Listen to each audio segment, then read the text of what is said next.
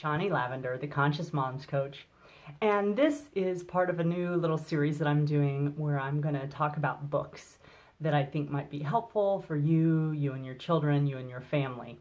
So this is a book that can be used when you have a child who's feeling some anxious thoughts, some worried thoughts, who is having what if thoughts. We all have these things, so they're all perfectly normal, of course, and sometimes I think books are a great way to help your child think through some of the things they're feeling, talk about some of the things that they're feeling in a non-threatening way.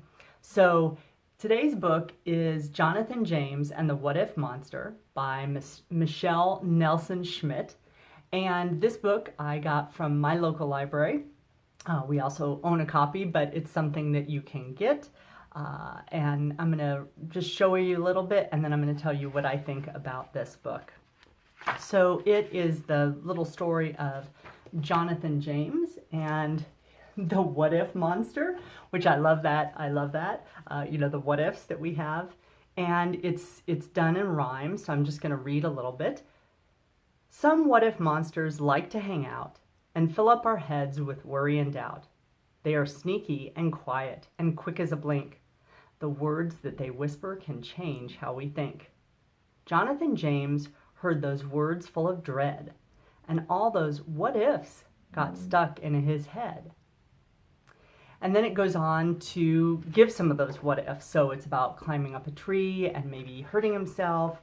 It's being at the pool and maybe some people laughing at him and think he looks silly, jumping into the pool or just looking silly, maybe failing at playing a sport, doing art that people don't like, trying food that maybe is yucky. So things that are common situations that kids worry about. So it's really applicable to regular situations. So it's an everyday kind of worry book.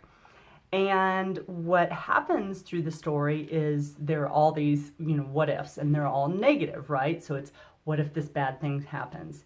And finally, at one point in the story, Jonathan James gets pretty fed up and he's like, well, wait a minute. What if you're wrong? So it's this way of like, oh, that's true. Those things could happen, but what if you're wrong? And then he gives these alternative thoughts about what could happen as well. And these are positive ideas about the what ifs. And so he goes through each scenario and gives a positive, and it's just a really sweet, simple book. And so I love it because it's sweet and simple. It's everyday situations that your child may sometimes have some fears or concerns about.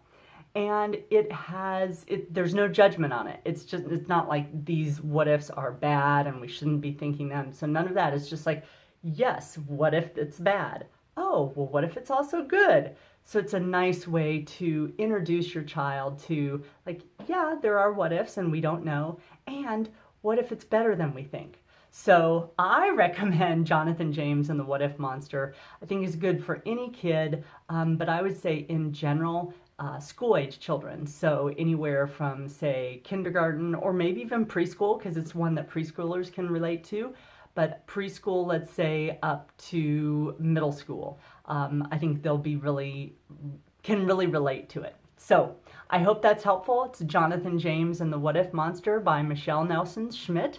And I'm Shonnie Lavender, the Conscious Moms Coach, and let me know what you think of this video. Like, subscribe, share with your friends, and look for more book, not really reviews, but thoughts on books. So thanks.